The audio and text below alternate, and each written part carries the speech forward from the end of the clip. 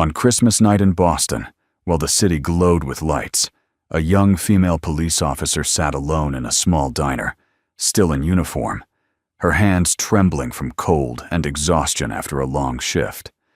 No family, no plans, no one waiting. At the table across from her, a single father ate dinner alone, looking like nothing special. But one small gesture, seemingly meaningless, made the officer unable to hold back her tears, and forced both of them to face the deepest loneliness in their hearts. What happened on that Christmas night? Michael Turner sat alone in the corner booth of Lou's Diner, staring at a half-eaten burger he no longer wanted. Outside, Boston glittered with Christmas lights strung across storefronts and lampposts, the kind of decorations that made everyone else smile. He hated them. Every blinking bulb felt like a reminder of what he'd lost, what he'd failed to hold on to. The diner was nearly empty at 11 o'clock on Christmas night, just a few stragglers like him who had nowhere else to be. He pulled out his phone and opened the last text from his daughter. Emma had sent it 3 days ago, a photo of her standing in front of a Christmas tree with her mother and stepfather, all of them wearing matching red sweaters. The tree behind them was enormous, covered in gold ornaments and white lights, the kind of tree that probably cost more than Michael spent on rent. Emma's smile was wide and genuine, the kind of smile she used to give him when she was younger, before the divorce, before the distance. Her stepfather stood with his hand on her shoulder, the same way Michael used to do, the same way Michael's own father had done with him, back when things were simpler. The message read, "Going to the Bahamas for Christmas. Love you, Dad." He'd replied with a thumbs-up emoji because he didn't know what else to say. What could he say? That he wished she were with him? That he missed her? That would only make her feel guilty, and she didn't deserve that. He wondered if Emma still thought about those Christmas mornings they'd spent together, or if they'd already faded into something distant and forgettable. He wondered if her stepfather read her bedtime stories the way Michael used to, if he helped her with homework, if he showed up to her soccer games. He probably did. He was there every day, after all. Michael was an architect, successful by most standards. He'd spent the last 15 years designing office buildings and luxury condos across New England, projects that paid well and kept him busy. Too busy, his ex-wife used to say. Too busy to come home for dinner. Too busy to make it to Emma's school plays. Too busy to notice when his marriage was falling apart. The divorce had been finalized 3 years ago, and his ex-wife had moved to Connecticut shortly after. She'd remarried within a year, and Emma had taken to her stepfather quickly. Michael told himself it was good that she was happy, that she had stability, but it didn't stop the hollow feeling in his chest every time he thought about it. This Christmas, Emma was on a beach somewhere with her new family, and Michael had turned down invitations from co-workers who pitied him enough to include him in their holiday plans. He didn't want their pity. He didn't want to pretend to be cheerful while surrounded by people who had families to go home to. So he'd come here, to Lou's Diner, a place where no one knew him and no one cared. The door chimed, and Michael glanced up. A woman walked in, and he recognized the uniform immediately. Boston Police Department, District 4. She looked young, late 20s maybe, with dark hair pulled back in a tight bun that had come loose in places. Strands of hair stuck to her damp forehead, and her face was pale with exhaustion. Her uniform was wrinkled and soaked through in places, streaked with salt stains from the snow outside, and something darker that might have been mud or blood. One of the buttons on her shirt was missing, and her badge was slightly bent, like it had been knocked against something hard. She unbuttoned her coat slowly, like even that small movement required effort. She didn't look around the diner. She didn't check to see if anyone was watching her. She just moved to a booth across the aisle from him and slid in, then let out a breath that sounded like she'd been holding it for hours. Her shoulders slumped forward, and she stared at the table in front of her like she was trying to disappear into it. Michael watched her without meaning to. There was something about the way she sat there, completely still, staring at nothing. She wasn't on a break. She wasn't waiting for someone. She was just there, the same way he was. He recognized that posture. It was the posture of someone who had nothing left to give, someone who was running on empty and didn't know how to stop. The waitress, an older woman with graying hair and a kind face, walked over with a pot of coffee. She smiled at the officer and said, "Tough shift, officer?" The woman looked up and managed a small smile that didn't reach her eyes. She said, "Just another Christmas." The waitress nodded like she understood, poured the coffee, and walked away. The officer wrapped her hands around the cup and stared into it, like she might find something there worth looking at. Her hands were shaking slightly, and Michael could see bruises on her knuckles, scrapes across the back of her hand. Whatever she'd dealt with tonight, it hadn't been easy. Michael felt something twist in his chest. He knew that look. He'd seen it in the mirror often enough. It was the look of someone who was holding themselves together by sheer willpower, someone who couldn't afford to fall apart because there wasn't one there to catch them. Her phone buzzed on the table, and she picked it up. Michael wasn't trying to eavesdrop, but he was close enough to hear the faint sound of a notification.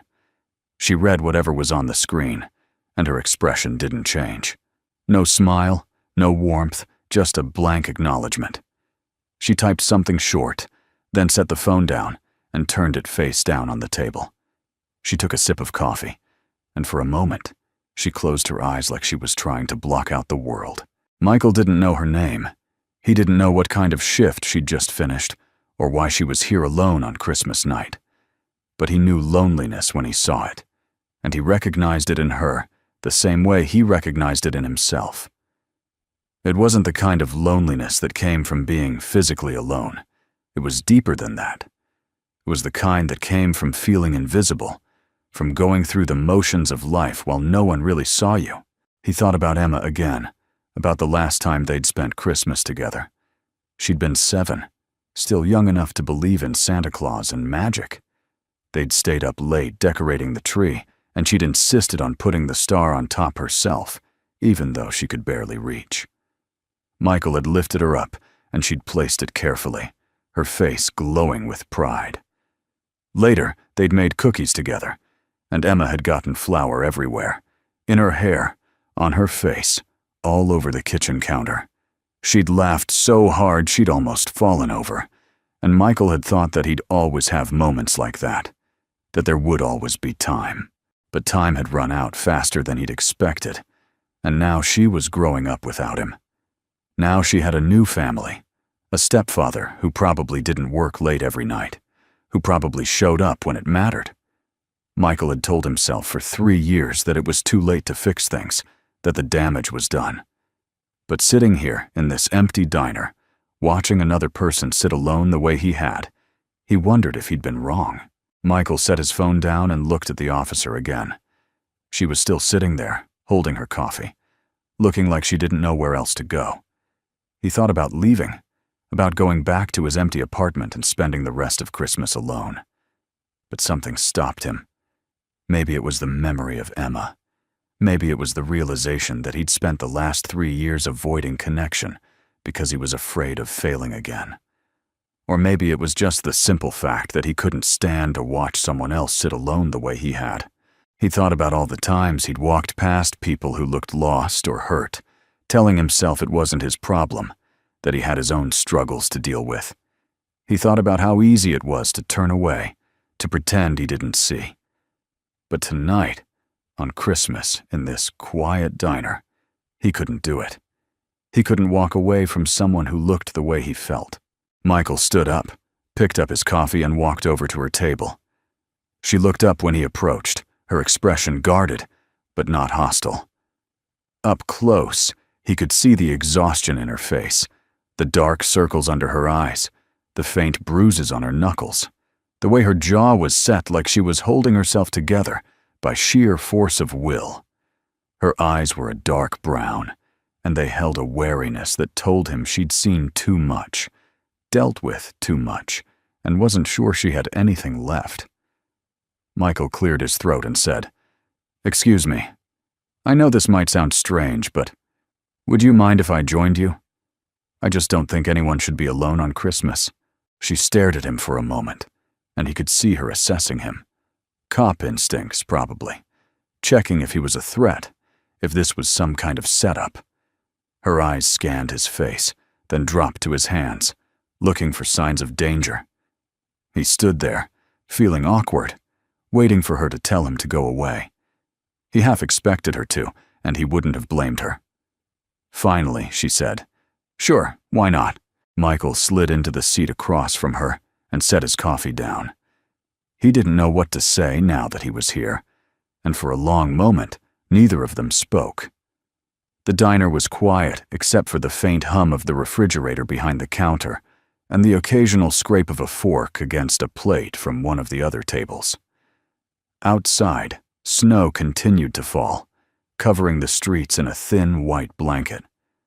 The officer took another sip of her coffee and said, "I'm Avery." Michael nodded and said, "Michael." She didn't offer a handshake, and he didn't push.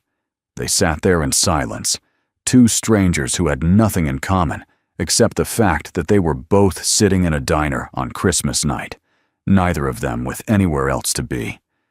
And for the first time in a long time, Michael didn't feel completely alone. The silence between them stretched out, but it wasn't uncomfortable. Michael wrapped his hands around his coffee cup and watched Avery do the same. Her knuckles were scraped and bruised, the kind of damage that came from physical work, from handling situations that required more than words. He wondered what her shift had been like, what she'd dealt with on a night when most people were opening presents and drinking eggnog. Avery glanced at him and said, "So what do you do, Michael?" He told her he was an architect, that he worked for a design firm downtown.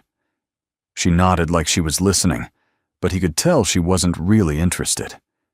It was just conversation, the kind people made when they didn't know what else to say.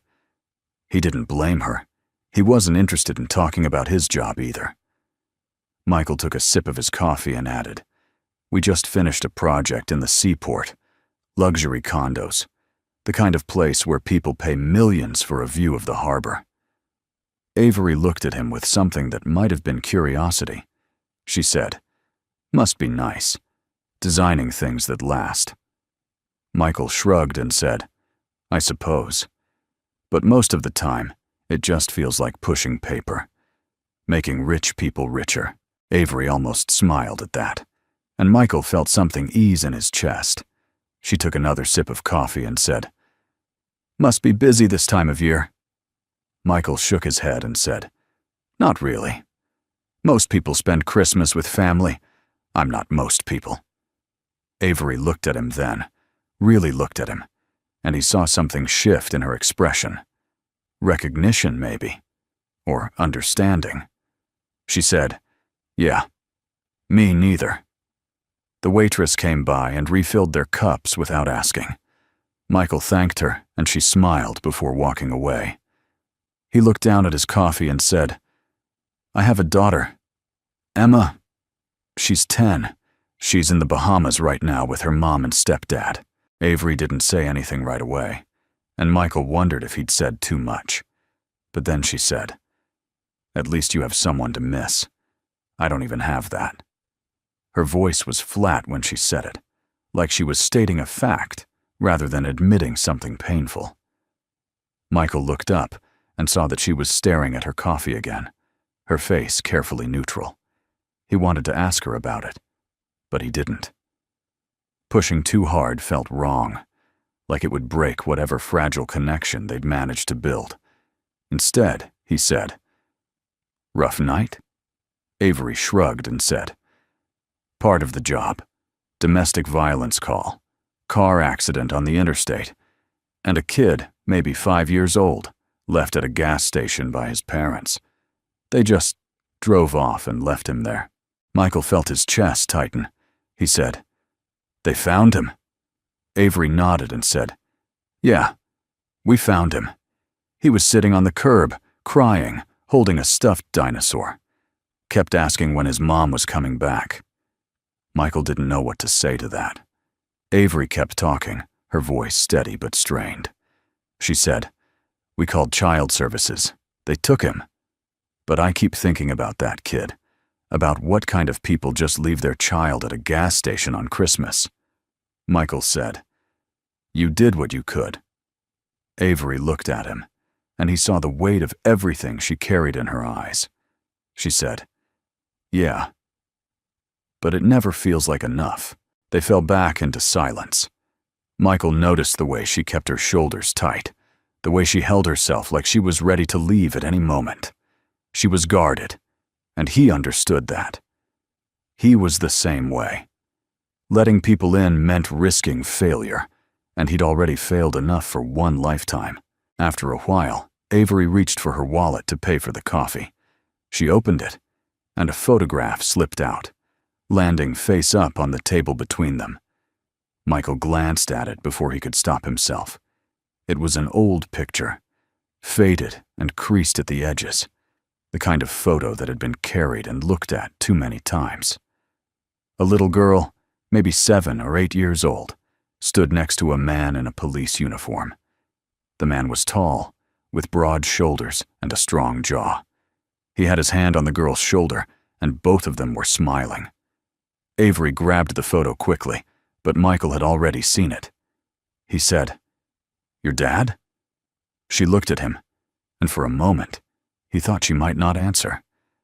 Then she nodded and said, "He died when I was 8. Car accident on duty." Michael didn't know what to say to that, so he didn't say anything. Avery stared at the photo in her hand, and when she spoke again, her voice was quieter. She said, "That picture was taken at his academy graduation. I was 5. He lifted me onto his shoulders so I could see over the crowd, and I felt like I was on top of the world." She ran her thumb over the edge of the photo, and Michael saw the way her hand trembled slightly. She said, "That's why I became a cop. I thought it would make me feel closer to him. Thought maybe I could understand what he was thinking that night, why he took the risks he did. But it doesn't work like that. It just makes me feel more alone." She slipped the photo back into her wallet and closed it, and Michael saw her jaw tighten. He recognized that look, too. It was the look of someone trying not to feel too much, trying to keep everything locked down where it couldn't hurt them. He'd worn that same expression for years. Michael pulled out his phone and opened the photo of Emma. He turned the screen toward Avery and said, "This is Emma. She's 10. I barely see her anymore. After the divorce, her mom moved to Connecticut. I kept telling myself I'd visit more, call more, but work always got in the way. Now she has a new family, a stepdad who's there every day, and I'm just the guy who sends birthday cards." Avery looked at the photo, and then she looked at him. She said, "You feel like you failed her?" Michael nodded and said, "Every day." He looked at the photo again, at Emma's bright smile, at the way she stood between her mother and stepfather, like she belonged there.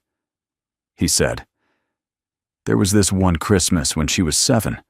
We stayed up late making cookies, and she got flour everywhere, in her hair, on her face, all over the kitchen. She was laughing so hard she could barely stand up. And I remember thinking that I'd always have moments like that with her, that there would always be time." Michael's voice caught, and he cleared his throat. He said, "But there wasn't always time. I let work take over, and before I knew it, she was growing up without me. Now when I see her, she's polite, but distant, like I'm someone she used to know." Avery's expression softened, and she said, "I feel like I failed my dad, like nothing I do is ever enough to make up for the fact that he's not here." Michael put his phone away and looked at her. He said, "You were 8 years old. How could you have failed him?" Avery shook her head and said, "I don't know. But it feels like I did. Like if I'd been better, smarter, stronger. Maybe he wouldn't have taken that risk. Maybe he would have thought about coming home to me. I used to think that if I became a cop, if I did the job right, it would somehow make up for losing him. But it doesn't. It just reminds me every day that he's gone." Michael understood that. He'd spent years blaming himself for things he couldn't control, for choices other people made. He said, "It's not your fault. You know that, right?" Avery looked at him, and he saw something break behind her eyes. She said, "Do you believe that about yourself?" Michael didn't answer, because they both already knew the truth. Neither of them believed it. They both carried guilt that didn't belong to them, and they'd spent so long holding on to it that they didn't know how to let it go. The diner felt smaller now, like the walls had closed in around them. Michael realized that this was the first real conversation he'd had in months, maybe longer. He'd talked to coworkers and clients, but it was always surface level, always about projects and deadlines. He couldn't remember the last time someone had asked him how he was doing and actually meant it. He couldn't remember the last time he'd told the truth. Avery looked down at her hands, at the bruises and scrapes, and said, "Tonight was bad. We had a domestic violence call, a car accident, and a kid who got left at a gas station by his parents. Christmas is supposed to be this magical time, but for a lot of people, it's just another day to survive." Michael said, "Sounds like you've been surviving for a long time." Avery looked up at him, and he saw the exhaustion in her face, the weight of everything she carried. She said, "Yeah, I guess I have. My mom remarried when I was 12. Nice guy, 2 kids of his own. They're a family now, a real family. And I'm just the kid from the first marriage who shows up for holidays sometimes." She looked away, and Michael saw her jaw tighten again. She said, "They invited me for Christmas. Sent me a text with a picture of their tree, everyone smiling. But I couldn't go. Couldn't sit there and pretend I belonged." Michael felt something crack inside him. He said, "I know that feeling." They sat there for a while longer, and Michael felt something shift between them. It wasn't attraction, not exactly. It was recognition. They were both broken in the same way, both carrying the same kind of loneliness. Neither of them had anyone who really saw them, who understood what it felt like to go through life pretending everything was fine when it wasn't. But even as he felt that connection forming, Michael also felt the fear creeping in. He'd let people in before, and it had ended badly. He'd failed his marriage. He'd failed Emma. What made him think he wouldn't fail again? What made him think he had anything to offer someone like Avery, who clearly had her own battles to fight? Avery seemed to be thinking the same thing, because she suddenly looked away and said, "I should go. Early shift tomorrow." Michael knew she was lying. He could see it in the way she said it, too quickly, like she needed an excuse to leave before she said too much. He wanted to tell her to stay, to tell her that he understood, that she didn't have to run. But he didn't, because he was scared too. Scared of what it would mean if she stayed. Scared of what it would mean if he let himself care about someone again. So he just said, "Yeah, of course. Take care, Officer Collins." Avery stood up and pulled some cash from her wallet, leaving it on the table. But before she could walk away, Michael pulled out a pen and wrote his number on a napkin.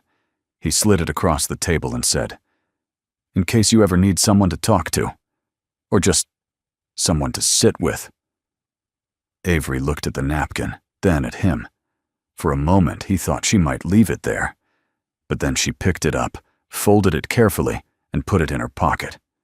She said, "Thanks for the company, Michael." He nodded, and she walked toward the door.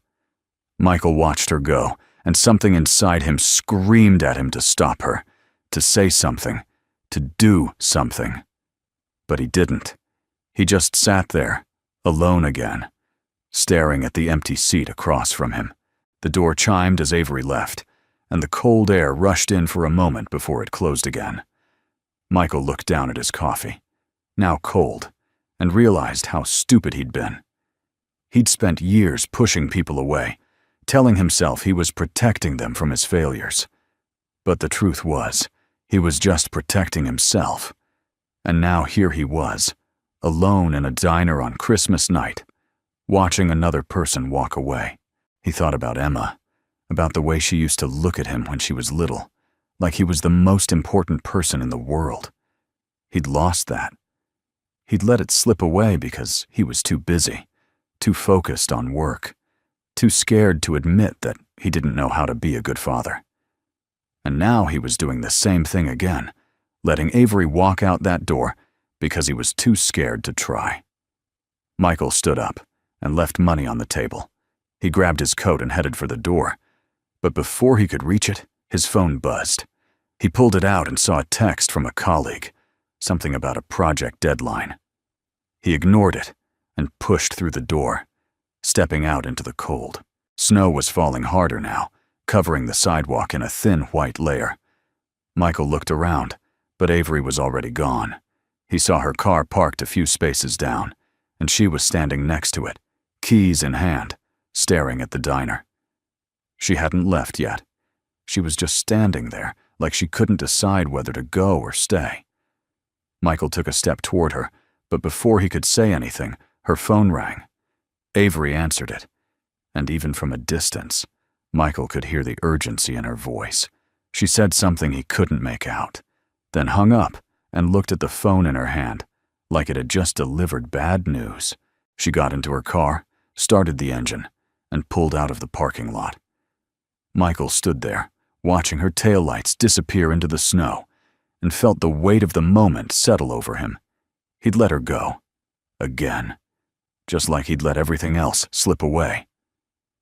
He walked back to his own car, got in, and sat there in the cold. The heater kicked on, but it didn't help. He felt hollow, like something had been carved out of him and left behind nothing but empty space. He thought about going home, about spending the rest of Christmas alone in his apartment, surrounded by silence and regret. But then he thought about Avery, about the way she'd looked when she talked about her father, about the bruises on her hands and the exhaustion in her eyes. He thought about Emma, about the way he'd failed her, about the way he'd spent the last 3 years telling himself it was too late to fix things. Maybe it was too late. Maybe he'd already burned too many bridges, made too many mistakes. But sitting here in the cold, watching the snow fall, Michael realized that he was tired. Tired of running, tired of being afraid, tired of being alone. He pulled out his phone and stared at it, wondering if he should call her. But he didn't have her number. He'd given her his, but she hadn't given him hers. All he had was the memory of her sitting across from him in that diner, looking just as lost as he felt. Michael started the car and pulled out of the parking lot. He didn't know where he was going, but he knew he couldn't go home. Not yet. Not like this. Michael drove aimlessly through the empty streets of Boston, watching the Christmas lights blur through the snow on his windshield. It was past midnight now, and the city felt like a ghost town. The streets were empty except for the occasional taxi or police car. Traffic lights blinked red and green for no one, and the sidewalks were covered in untouched snow. Everything was still, frozen in time, and Michael felt like he was the only person left in the world. He didn't know what he was doing or where he was going. He just knew he couldn't sit still, couldn't go back to his apartment and pretend the night had never happened. He drove past his office building, dark and empty.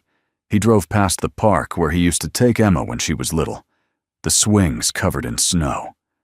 He drove past all the places that reminded him of the life he used to have, the life he'd let slip away. His phone rang at 3 a.m.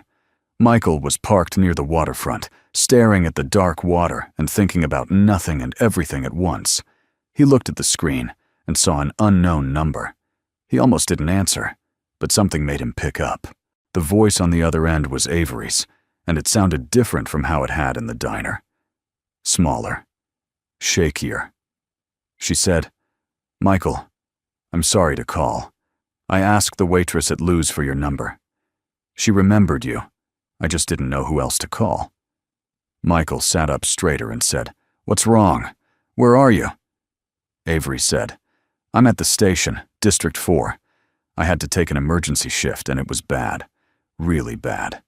There was a hostage situation, and we got everyone out safe, but I can't stop shaking. I can't go home like this." Michael was already starting the car. He said, "I'm coming. Stay where you are." He hung up and drove faster than he should have, the street slick with ice and snow. He didn't care. All he could think about was the sound of Avery's voice, the way it had cracked when she said she didn't know who else to call. He'd spent the last 3 hours driving in circles, feeling sorry for himself, while she'd been dealing with something that had nearly broken her. The police station was a squat brick building with bright fluorescent lights that made the falling snow look almost blue. Michael parked and walked inside, past the officer at the front desk, who barely looked at him. The place smelled like old coffee and disinfectant, and he could hear the crackle of police radios from somewhere down the hall. He said he was there to see Avery Collins, and the officer pointed toward a hallway without looking up. Michael followed it until he found a door marked locker room and waited outside. The hallway was quiet except for the hum of the vending machine at the end. A few minutes later, Avery came out. She'd changed into jeans and a sweater, but she still looked like she was holding herself together by sheer willpower. Her hair was down now, damp from what must have been a quick shower, and her hands were shaking even though she tried to hide them by shoving them into her pockets. Her face was pale, and her eyes were red-rimmed, like she'd been crying or trying not to. Michael said, "Hey." Avery looked at him, and her eyes were raw with emotion. She said, "You came." Michael said, "You called." Avery nodded, and for a moment, she just stood there, like she didn't know what to do next. She looked smaller somehow, like the uniform had been the only thing holding her up. Michael said, "Come on, let's get out of here." They walked outside, and the cold air hit them like a wall. Avery pulled her coat tighter around herself, and Michael saw the way her shoulders were still tense, like she was bracing for something. He led her to his car, and she got in without asking where they were going. He didn't know either. He just drove. They ended up back at the waterfront, parked near a pier where the city lights reflected off the black water. Michael turned off the engine, and they sat there in silence. The heater was still running, filling the car with warmth, and outside, the snow kept falling. Michael could hear the faint sound of waves lapping against the pier, a steady rhythm that felt almost peaceful. Avery stared out the window, and for a long time, she didn't say anything. Then, finally, she spoke. Her voice was quiet, strained. She said, "There was a guy. He had his girlfriend and her kid trapped in an apartment on the 3rd floor. He had a gun? One of the neighbors called it in, said they heard screaming and a gunshot." Michael listened, and he didn't interrupt. Avery kept talking, her voice steady but fragile, like it might break at any moment. She said, "When we got there, we could hear the kid crying. He was 6 years old. 6? The same age I was when my dad started teaching me how to ride a bike. And I kept thinking, what if I say the wrong thing? What if I make him angrier? What if that kid ends up like I did, losing a parent because of one bad night?" She looked down at her hands, and Michael saw them trembling. She said, "We spent 3 hours trying to talk him down. 3 hours.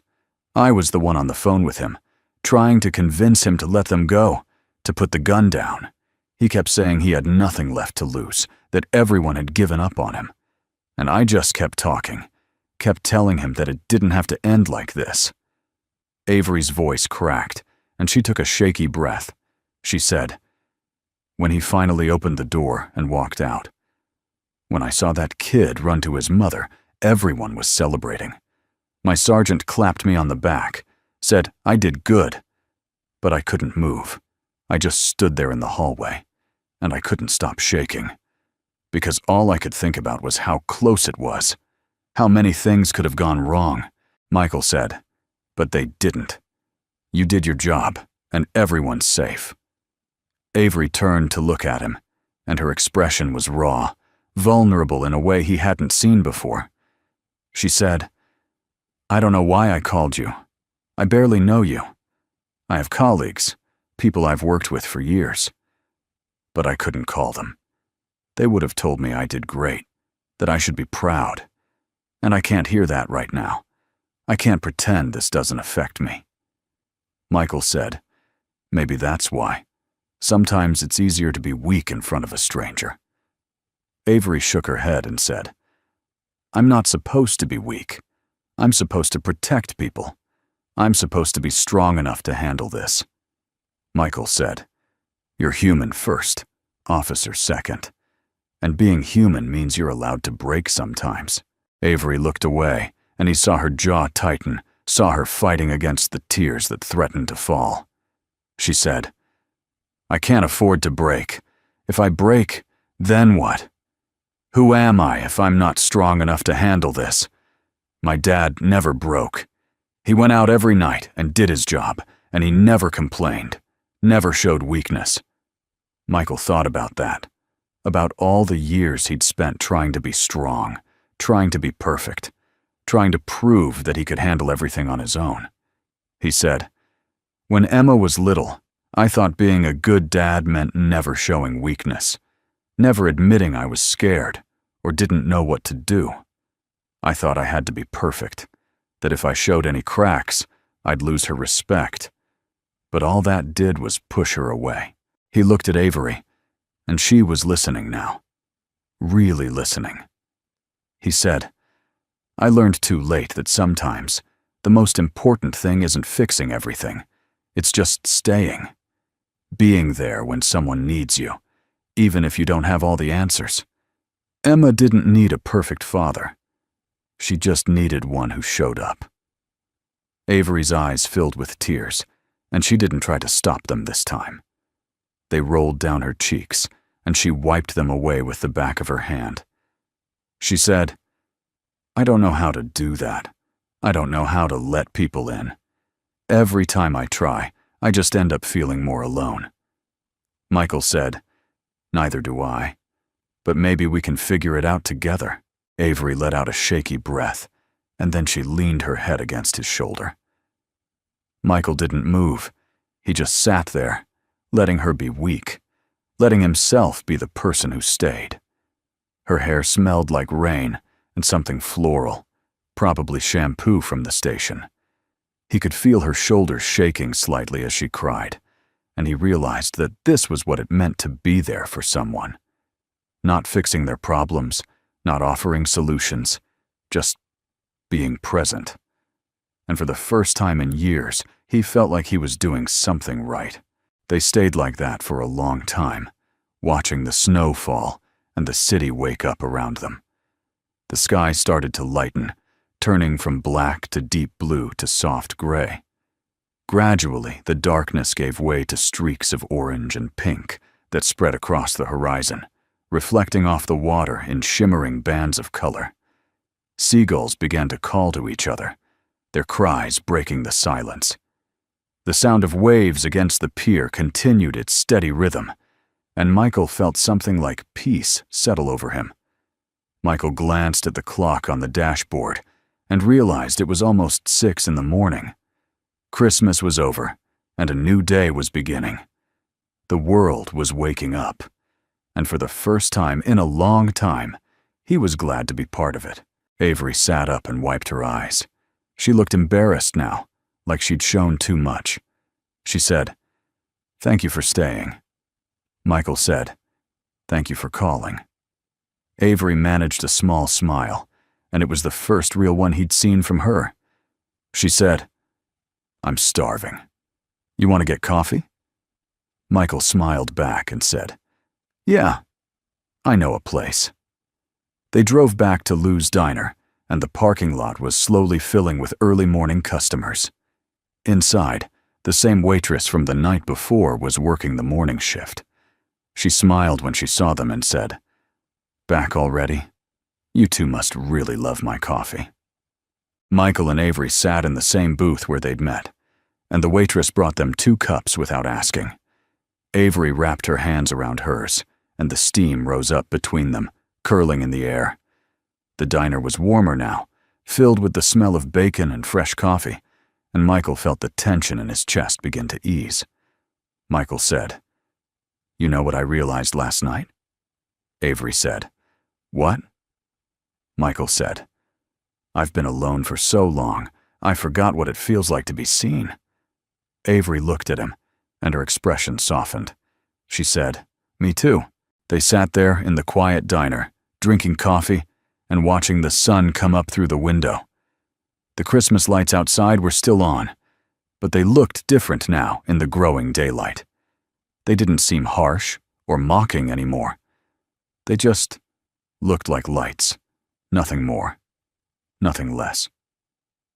People walked past the window, heading to work or home, and the world kept turning the way it always did. After a while, Michael said, "Can I see you again? Not tonight, not tomorrow, just whenever you're ready." Avery nodded and said, "I'd like that."